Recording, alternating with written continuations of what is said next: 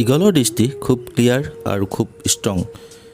ইগলে তাৰ চিকাৰ 5 কিলোমিটাৰ দূৰত্বৰ পৰাই চাব পাৰে আৰু সি এবাৰ নিজৰ লক্ষ্য দেখা পালে যিমানে কঠিন নহওক কিয় নিজৰ লক্ষ্যত উপনীত হয়। আৰু আমি এইটোৰ পৰা শিকিব পাৰি যে নিজৰ লক্ষ্যত উপনীত হ'বলৈ যিমানে সমস্যা নহওক কিয় উভতি আহিব নালাগে।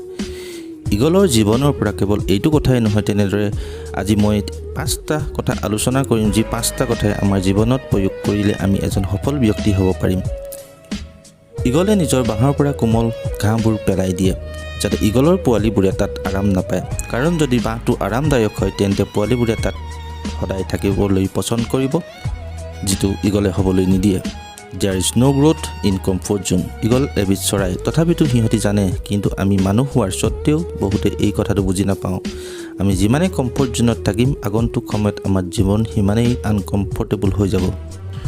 ইগলে সদায় অকলে উৰে, বেলেগ চৰাইৰ তুলনাত সকলোতকৈ ওপৰলৈ উৰিব পাৰে। ইগলে অকলে উৰিব, তথাপিতো সৰু চৰাইবিলাকৰ লগত নুৰে।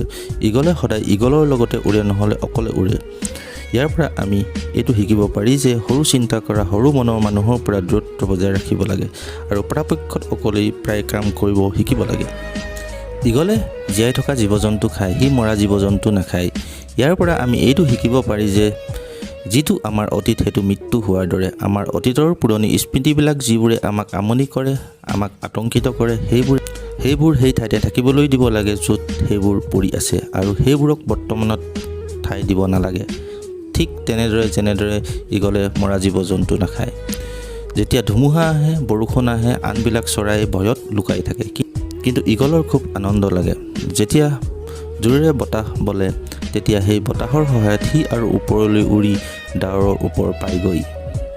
সমস্যাটো যে আনন্দ থাকে এই কথাটো ইয়াৰ পৰা আমি শিকিব পাৰি। নেপোলিয়ন হিলেও কৈছিল যে প্ৰতিটো ডাঙৰ প্ৰত্যাহ্বানে তাৰ লগত এটা ডাঙৰ সুযোগ লৈ আহে, আৰু ইগলৰ দৰে সেই সুযোগটো আমি বিচাৰিব লাগে।